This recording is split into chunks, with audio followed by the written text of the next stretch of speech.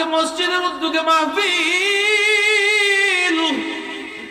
এ আল্লাহর গোলাম, যে এলাকার যে মসজিদ, এই মসজিদ কিয়ামতের ময়দানে এলাকার মানুষের উপরে মামলা দেব, মামলা। মসজিদ কিন্তু বাদী হয়ে যাবে। মসজিদে বলবে, আল্লাহ আমি তার এলাকার মসজিদ, আমার হক আদায় করে নাই, আমি মসজিদের ভিতরে তারে কোনোদিন দেখি নাই। আল্লাহ ফাসক্ত তারে ডাকা হইতো, সে মসজিদে আইতো না, এই মসজিদের হক আদায় হয় না। পাকিস্তানের একটা তাবলীগের জামাত তারা এরকম কারগুজারি পেশ করছে, এমন একটা এলাকায় গেছে, যা দেখে একটা এলাকার মধ্যে একটা মসজিদ, মসজিদের আশেপাশে কোনো মানুষজন কেউ নাই, এই মসজিদেই তারা যায় অবস্থান করে। দূর থেকে মানুষ এসে কয়, হুজুর আপনারা এই মসজিদে কেউ থাকেন না, কারণ এই মসজিদের ভিতরে রাতের অন্ধকারে জিন্নাতের কান্না শোনা যায়, কান্না রোল পড়ে যায় মসজিদের ভিতর থেকে। এজন্য এলাকার মানুষ সব মসজিদ থেকে দূরে বাড়িঘর সরায় দিছে। দাওয়াত তাবলীগের সাথীরা আমির সাহেব কয়, তাহলে আজকে রাতে এই মসজিদেই থাকবো। একটু বোঝা দরকার কান্না করে কারা, কেন এই মসজিদে কান্না হয়। এখানেই তারা রাত কাটাইবার সিদ্ধান্ত নিয়ে নিল। ভাইরা বন্ধুরা, রাত 12টা বাজবে, এর আগে আমির সাহেব নামাজ পড়ে সবাই নিয়া ওযু কইরা তারা নামাজ পড়া মুসল্লায় বইসা আল্লাহর কাছে কান্দে, আল্লাহ আল্লাহ তোমার ঘর মসজিদে আমরা অবস্থান নিয়েছি, হেফাজত করার মালিক তুমি। 12টা যখন বেজে যায় তখন সাথীরা তাকায় দেখি তারা তো লাইট বন্ধ করে আল্লাহ আল্লাহ জিকির করে, লাইট বন্ধ করে তারা আল্লাহর কামের জিকির করে, কেউ বা তাসবিহ টিপে। হঠাৎ করে তাদের কানে বাজলো একজন শিশু বাচ্চার কান্নার আওয়াজ। একটা শিশু যেমন ফুফায়ে ফুফায়ে কান্দে গো, এইভাবে ফুফায়ে ফুফায়ে একটা কান্না শুরু হলো। একটু পরে তারা দেখে আবার 2 জনের কান্না, একটু পরে দেখে আবার 3 জনের কান্না। এইবার সাথীরা আমির সাহেব কি জড়ায় ধরলো, এইভাবে জড়ায় ধরে তারা ভয় পেতে লাগলো। আমির সাহেব একটু ফলো করে কোন দিক থেকে কান্নাটা বের হয়, কোন দিক থেকে কান্নার আওয়াজ শোনা যায়। ডাইনে তাকায় কান লাগায় দেখে ডান দিক থেকে, বাম দিকে যখন কান লাগায় দেখে বাম দিকেও কান্নার আওয়াজ। সামনে যখন তারা ফলো করে দেখে সামনে থেকেও কান্নার আওয়াজ। উপর দিকে যখন ফলো করে তখন দেখে উপর থেকেও কান্নার আওয়াজ। নিচের দিকে ফলো করে দেখে নিচ থেকেও কান্নার আওয়াজ। এইবার সবাই তারা ভয় পেয়ে গেল, তারা সবাই মিলে এইবার তারাও কান্না শুরু করলো। আমি সবে কয়েক কাজ করো, আমরাও আল্লাহর কাছে কান্দি, দেখি কান্নায় আল্লাহর কাছে আমরা কান্দি, আল্লাহ তুমি বাঁচাও, আল্লাহ তুমি বাঁচাও। এই বইলা যখন তাবলীগের সাথীরা নিজেরাও আল্লাহর কাছে কান্না শুরু করে দিল, অল্প সময়ের ভিতরে দেখা গেল এই কান্নাটা থেমে গেল, বাহিরের কান্না থেমে গেল। তখনই দেখা যায় একটা আওয়াজ বের হয়। আমরা কোনো জিন্নাত না, এই আওয়াজ জিনের কোনো আওয়াজ না, এই আওয়াজটা মসজিদের প্রতিটা ইট কান্না করতেছে। কেন মসজিদের ইট কান্না করে? কই মসজিদ বানানোর পর থেকে এলাকার মানুষ মসজিদের কি যত্ন নেয় না, আল্লাহর ঘর মসজিদের হক আদায় করে না গো। মসজিদ বানাইছে ঠিক, কিন্তু নিজের ঘর সুন্দর, আল্লাহর ঘর মসজিদের দিকে কোনো খেয়াল করে না। নিজে নামাজ পড়ে কিন্তু মসজিদে আসে না, আবার অনেকে আছে বেনামাজি মসজিদে আসে না। এজন্য মসজিদ বিরান, আল্লাহর ঘরের হক তারা আদায় করে না। এজন্য মসজিদ আল্লাহর কাছে প্রতি রাত কান্না করে। কিয়ামতের ময়দানের যুবক, তোমার বিরুদ্ধে তোমার মহল্লার মসজিদ আল্লাহর দরবারে এইভাবে মামলা দিয়া বসবে। মসজিদদার বিরুদ্ধে মামলা দিবে, তার এই আল্লাহর আদালতে ছুটবার কোনো উপায় নাই। আল্লাহর নবী, রহমতের নবী কি আল্লাহ পাক রব্বুল আলামিন কয়, বন্ধু আসো, এখন আমার হুকুম মানতি না, আমার গোলামি করতি না, অথচ দেখ আমি তোরে মার ফেটে খাওয়াইলাম, আমি তুই দুনিয়া আসার আগে তোর খানা রেডি রাখলাম, তোরে বানাইলামও খাওয়াইলামও সবকিছু করলাম। একটা গাবি বা একটা কুকুর, বাড়ির কুকুরকে মালিক শুধু একটু ফ্যান দেয়, বাতের ফেনা দেয়, বাতের মার দেয়, এতে করে কুকুর মালিকের ভক্ত হয়ে যায়। কিন্তু মালিক কুকুরে বানাইছে না, শুধু একটু থাকার জায়গা আর একটু খাওয়া দেয়। খাওয়াটাও কি বাতের মার, খাওয়া কি জুটা। এতটুকু জুটা খাইয়া মালিকের মার খাইয়াও কোনোদিন কুকুর মালিকের নিমক হারামি করে না। সারা রাত মালিককে পাহারা দেয়, সারা রাত পাহারা দেয়। রাতে ঘুমায় না, আর বলে মালিক তুমি নিরাপদে ঘুমাও, আমি তোমাকে পাহারা দিচ্ছি। সুবহানাল্লাহ ওয়া বিহামদি। চোর এসে গেলে পরে ধাক্কা দিয়ে দরজায় ধাক্কা দেওয়া শুরু করি। মানুষ মালিককে বোঝায় একটু আপনি উঠেন, আমি একা পারবো না, মালিককে তুলেন। এতটাও কুকুরি করে মারে। যখন মালিকে মারে তখন মাইর খেয়ে একটু দূরে গিয়ে আবার লেজ নাড়ায় নাড়ায় চলে আসে, এসে বোঝায় মালিক তুমি আমারে যতই মারো আমি তোমারে ছাড়া আর কোথাও যাবো না। মালিকে মারে, পুরো মালিকের পিছ ছাড়ে না। এতটা আমার বাইরা, এই কুকুর মালিকের ভক্ত হয়, বিন্দু পরিমাণ নিমক-করামি করে না। অথচ আল্লাহ পাক রব্বুল আলামিন কয় বান্দা আমি শুধু তোরে খাওয়াইতেছি আর ফালতেছি তা না, বরং আমি তোরে আমার নিজের হাত দিয়া বানাইছি। এরপরে এত বড় নিমক হারাম, এত বড় নিমক হারাম তুই কেমনে হইলি? বন্ধুর সাথে আড্ডায় পরে, বন্ধুর সাথে গল্প করে তোর নামাজের টাইম চলে গেল, তুই মসজিদের ভিতরে ঢুকলি না। বন্ধুকে তুই বড় মনে করলি, আমি আল্লাহকে ছোট মনে করলি। এ বান্দা দোকানের কামের ভিতরে তুই ব্যস্ত থাকলি, দোকানের কামরে তুই বড় মনে করলি, আমি আল্লাহকে ছোট মনে করলি। অথচ বারবার তোর কানে আওয়াজ আসে আল্লাহু আকবার, আল্লাহু আকবার, আল্লাহ বড়, আল্লাহ বড়, সব ছোট, সব ছোট। এরপরও তুই আসলি না। আমি আল্লাহ তোরে পিছন থেকে বারবার ডাকলাম, বান্দা কই যাস, কই যাস? আমি আল্লাহরে তুইয়া তুই কই যাস? আমি না তোর ওই মালিক, যেই মালিক তোরে মার পেটে খাওয়াইছি? আমি আল্লাহ না তোর ওই মালিক, যেই মালিক তুই দুনিয়ায় আসার আগে তোর খানা ব্যবস্থা করেছি, আবার সেই খানাটা তোর জন্য কেমন উপযুক্ত বানাইলাম? আমি জানতাম তোর দাঁত নাই, শক্ত খাবার দুনিয়া আসলে পরে তুই খাইতে পারবি না, এজন্য লিকুইড খাবার ব্যবস্থা করেছি। আমি আল্লাহ জানতাম তুই বেশি ঠান্ডা খাইতে পারবি না, আমি এও জানতাম তুই বেশি গরমও পারবি না, এজন্য তোর মায়ের বুকে এমন এক তরল খাবার দুধ আমি ব্যবস্থা করছি, যেই দুধ ঠান্ডাও না গরমও না। মালিক ডাক দিয়া বারবার, আল্লাহ পাক কই তুই দুনিয়াতে নামাজ পড়লি না, অথচ এই নামাজ আল্লাহ পাক কেমনে দিছে রে ভাই? এই তো রজব মাস, সবকিছু আল্লাহ পাক রব্বুল আলামিন নবীরে জানায় দিছে, রোজার খবর জানায় দিছে, হজের খবর জানায় দিছে, কিন্তু নামাজ দিতে আল্লাহ আমার আপনার নবীরে, আল্লাহ তার বন্ধুরে তার দরবারে মেহমান বানাইয়া, সফর করাইয়া তার দরবারে নিয়া নিজের হাতে তার বন্ধুরে নামাজ বুঝাইয়া দিছি। সুবহানাল্লাহ। আজকে মসজিদের উদ্যোগে মাহফিল, এ আল্লাহর গোলাম, যে এলাকার যে মসজিদ, এই মসজিদ কিয়ামতের ময়দানে এলাকার মানুষের উপরে মামলা দেব, মামলা। মসজিদ কিন্তু বাদী হয়ে যাবে। মসজিদে বলবে আল্লাহ আমি তার এলাকার মসজিদ, আমার হক আদায় করে নাই, আমি মসজিদের ভিতরে তারে কোনোদিন দেখি নাই, আল্লাহ ফাসক তো তারে ডাকা হইতো, সে মসজিদে আইতো না, এই মসজিদের হক আদায় হয় না। পাকিস্তানের একটা তাবলীগের জামাত তারা এরকম কারগুজারি পেশ করছে, এমন একটা এলাকায় গেছে, যা দেখে একটা এলাকার মধ্যে একটা মসজিদ, মসজিদের আশেপাশে কোনো মানুষজন কেউ নাই, এই মসজিদেই তারা যায় অবস্থান করে। দূর থেকে মানুষ এসে কয় হুজুর আপনারা এই মসজিদে কেউ থাকেন না, কারণ এই মসজিদের ভিতরে রাতের অন্ধকারে জিন্নাতের কান্না শোনা যায়, কান্না রোল পড়ে যায় মসজিদের ভিতর থেকে। এজন্য এলাকার মানুষ সব মসজিদ থেকে দূরে বাড়িঘর সরায় নিছে। দাওয়াত তাবলীগের সাথীরা আমির সাহেব কয় তাহলে আজকে রাতে এই মসজিদেই থাকবো, একটু বোঝা দরকার কান্না করে কারা, কেন এই মসজিদে কান্না হয়। এখানেই তারা রাত কাটাইবার সিদ্ধান্ত নিয়ে নিল। ভাইরা বন্ধুরা, রাত 12টা বাজবে, এর আগে আমি সব নামাজ পড়ে সবাই নিয়া ওযু কইরা তারা নামাজ পড়া মুসল্লায় বইসা আল্লাহর কাছে কান্দে, আল্লাহ আল্লাহ তোমার ঘর মসজিদে আমরা অবস্থান নিয়েছি, হেফাজত করার মালিক তুমি। 12টা যখন বেজে যায় তখন সাথীরা তাকায় দেখি তারা তো লাইট বন্ধ করে আল্লাহ আল্লাহ জিকির করে, লাইট বন্ধ করে তারা আল্লাহ কামের জিকির করে, কেউ বা তসবিহ টিপে। হঠাৎ করে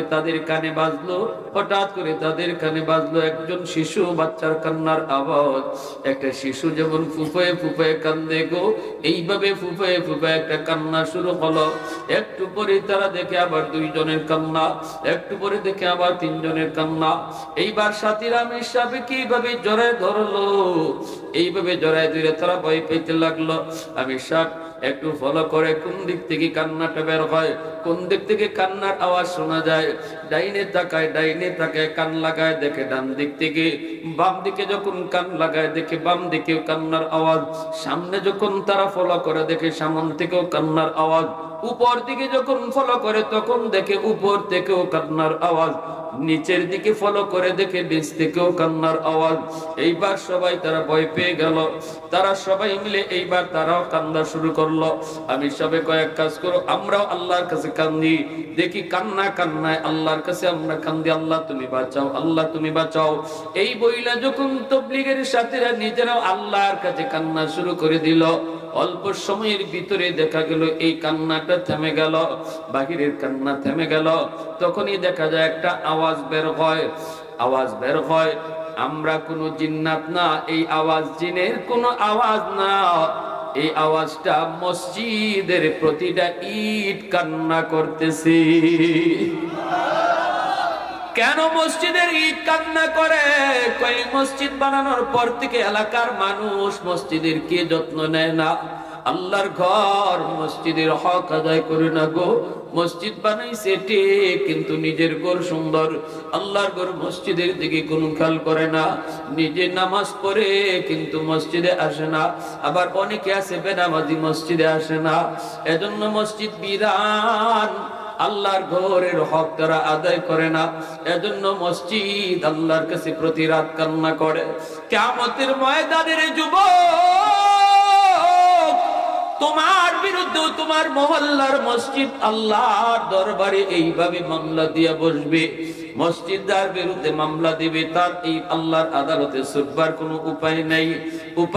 আল্লাহর নবী রহমতের নবী কি আল্লাহ পাক রব্বুল আলামিন কয়, বন্ধু আসো তোমাকে আমি একটা সফর করাবো। শিশুকালে মা কান্দে, নবীর আব্বা মারা গেছে, নবীজির আম্মা মা আমেনা কান্দে, আরে আজকে আমার স্বামী জীবিত থাকলে আমার ছেলেরে নিয়ে কত জায়গায় ঘুরতে যাইতো, বাবা যদি থাকে বাবা ছেলেরে নিয়ে ঘুরতে যায় না, ঘুরতে যায়। নবীজির আম্মা কান্দে। খাসাইসুল কুবরা নামক কিতাবে লিখা আল্লাহ পাক নবীর আম্মার অন্তরে ইলহাম করে কয়, আমেনা কান্দো না, তুমি আমার মুহাম্মদ শুধু তোমার ছেলে তা না, এটা বড় পরিচয় না, মুহাম্মদের বড় পরিচয় সে আমি আল্লাহর বন্ধু। সুবহানাল্লাহ। আমার বন্ধু কার সাথে ঘুরবে, কোথায় যাবে, কি সফর করবে, আমি আল্লাহ বুঝবো। তুমি আমার বন্ধুকে নিয়ে ভাবতেছো, আমার বন্ধুর বাবা যদি দুনিয়ায় থাকতো তাহলে আঙ্গুলে ধরায় হাঁটতো, সফরে যাইতো, ঘুরতে যাইতো।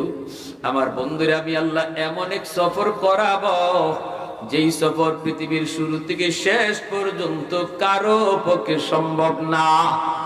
সেই সফরটা হবে মেরাজের সফর। আল্লাহ পাক রব্বুল আলামিন নবীকে মেরাজ করায় দিলেন, বাইতুল্লাহ থেকে মসজিদে আকসা হাজির করলেন, বুরাকের পিঠে সওয়ার হয়ে নবী আসলেন। সব নবী এই জায়গায় হাজির। আজকে মসজিদে আকসা নিয়ে যুদ্ধ, আজকে মসজিদে আকসা নিয়ে বেদিন বেঈমান ইহুদিদের সাথে মুসলমানের যুদ্ধ।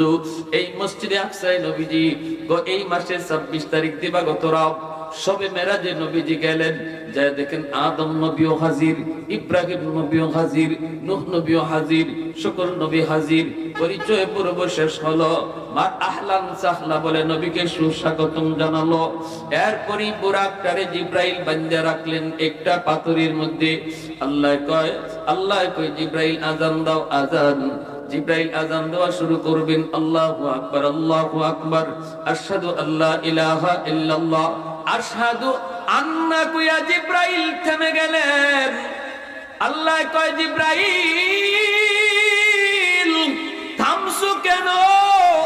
জিব্রাইল কয়, মালিক কোন নবীর নাম নিব?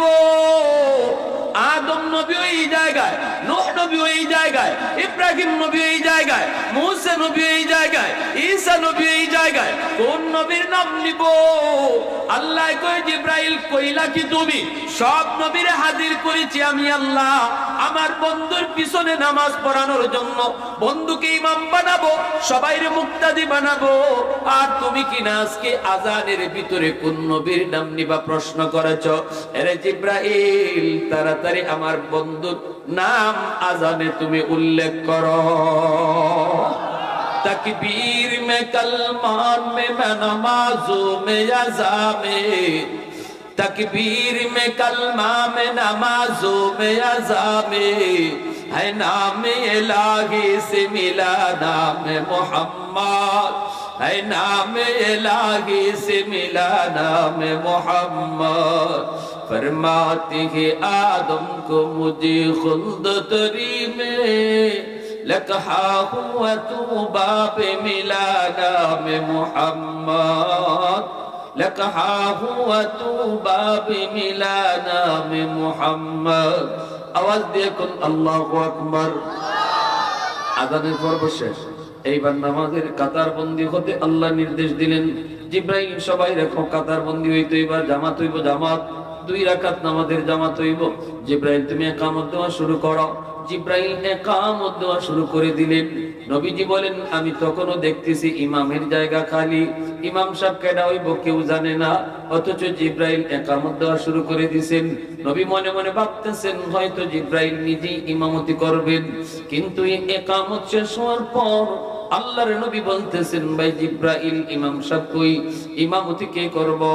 জিব্রাইল তখন আমার আপনার নবীর হাত মুবারক ধইরা তিনি আস্তে করে মুস্কি হেসে টান দিয়া কই, নবী গো আজকের এত বড় আজিমুশান জামাতের ইমামতি, যেই জামাতে 1.25 লক্ষ পয়গম্বর আপনার পিছনে, আর ইমাম বানাইছেন আল্লাহ আপনারে।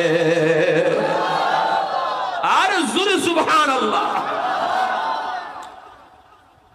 এরপরে শব্দ আকাশের উপরে পাড়ি দেওয়া হলো, আল্লাহর সাথে সাক্ষাৎ হলো। সংক্ষেপে বলি, আল্লাহর কাছে যাইয়া নবী কয় আল্লাহ আমি তো তোমার সাথে দেখা করলাম, কথা বললাম, মেরাজ হলো, কিন্তু আমার উম্মত তোমার সাথে কেমনে দেখা করব? আল্লাহ কয় ব্যবস্থা করে দিয়েছি, নামাজ আসসালাতু মিরাজুল মুমিনিন, নাও নামাজ দিয়ে দিলাম তোমার উম্মতের জন্য 50 ওয়াক্ত। এই 50 ওয়াক্ত নামাজের ভিতরে উম্মতের সাথে আমার কথা হবে, আমার বান্দা বান্দির সাথে কথা হবে। নামাজের ভিতরে নামাজি যখন কয় আলহামদুলিল্লাহ, সমস্ত প্রশংসা আল্লাহ পাক কইলেন কার প্রশংসা করো? মানিল হামদ, কার লিমানিল হামদ, কার প্রশংসা করো? কইলিল্লাহ, আল্লাহর প্রশংসা করি। নবী বলেন তখনই আল্লাহ পাক আবারও জিজ্ঞেস করে মানিল্লাহ, কে তোমার আল্লাহ? তখন কয় আর রব্বিল আলামিন, যিনি রব তিনি হলেন আমার আল্লাহ। আল্লাহ আবারও জিজ্ঞাসা কে তোমার রব? কয় আর রহমানির রহিম, যিনি রহমান যিনি রহিম। আল্লাহ আবারও জিজ্ঞেস করে মানির রহমানির রহিম, তিনি বলে তখন বান্দায় কয় মালিক ইয়াউমিদ্দিন, যিনি কিয়ামত দিবসের মালিক। আল্লাহ আবার এই যখন বলে তিনি কিয়ামত দিবসের মালিক কইয়া যখন আল্লাহর পরিচয় নামাজে দিয়া দেয়, তখন আল্লাহ পাক আর নিজের পরিচয় গোপন রাখে না। এতক্ষণ পর্যন্ত আল্লাহ থার্ড পারসনে কথা কইছে, আল্লাহ গায়েব থেকে কথা কইছে। যখনই কয় আমার রব রহমান রহিম, তিনি যিনি কিয়ামত দিবসের মালিক, তখনই আল্লাহ সামনে আইসা হাজির হয়ে কয় বান্দা আমি তোমার রব, আমি আল্লাহ, আমি রহমান, আমি রহিম, আমি মালিক ইয়াউমিদ্দিন। এরপরে থার্ড পারসনে শুরু হয় ইয়াকা নাবুদু ওয়া ইয়াকা নাস্তাঈন। বান্দা কয় আল্লাহ আমি তোমারই কাছে সাহায্য চাই, তোমারই কাছে ইবাদত করি। এবার সেকেন্ড পারসনে শুরু, এখন সরাসরি হাজির। আগে আসছিল থার্ড পারসন, এখন সেকেন্ড পারসন শুরু হয়ে গেল। তাহলে বোঝা গেল নামাজের ভিতরে নামাজের সাথে কার কথা হয়? জোরে বলেন আল্লাহ। আল্লাহ নবী 50 ওয়াক্ত লইয়া আইবেন। আল্লাহ পাক রব্বুল আলামিন কয় আমার বন্ধু দি জায়গা, বন্ধু যতক্ষণ পাশে থাকে ততক্ষণ ভালো লাগে, ঠিক না? যখন নবী জায়গা তখন আল্লাহ পাক হাইরে আমার বন্ধু দি জায়গা। আল্লাহ পাক কয় মুসা আমার বন্ধু দি জায়গা, একটু বুঝায় শুনাইয়া আবার ফাটাইয়া দিও। মুসা নবী কয় এত খুশি কারণ কি? কয় নামাজ লইয়া যাইতেছি, নামাজ কয়েক তো কয় 50 ওয়াক্ত। মুসা নবী কই না গো নবী, 2 ওয়াক্ত নামাজে আমার উম্মত পারছে না, আর আপনার উম্মত আখির উম্মত পারতো না, তাড়াতাড়ি কমাও।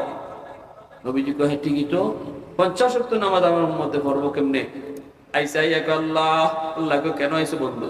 আল্লাহ 50 ওয়াক্ত পারতো না, কমাই দাও। আল্লাহ কয় নাও 5 ওয়াক্ত কমাই দিলাম। এবার নবী যায়, আল্লাহ কয় জায়গা দি বন্ধু, মুসা পারলে বুঝাই শুনে আবার ফাটাই দিও। মুসা নবীর কাছে গেলে পরে মুসা নবী কয় না গো নবী, 45 ওয়াক্ত পারবে না, যায় আরো কমান। এবার আইসেন, আইসে পরে আল্লাহ কয় নাও আরো 5 কমাইলাম। এইবার জায়গা আল্লাহ কয় মুসা আবারও বুঝাইয়া ফাটাই দিও। মুসা নবীর কাছে যায়, মুসা নবী বিরত পাঠায়। আল্লাহ একবারে কমাইতে পারতো না? 9 বার কি নবীর নেওয়ান লাগে? একবারে আল্লাহ 45 ওয়াক্ত কমাইয়া 5 ওয়াক্ত রাখতে পারে না?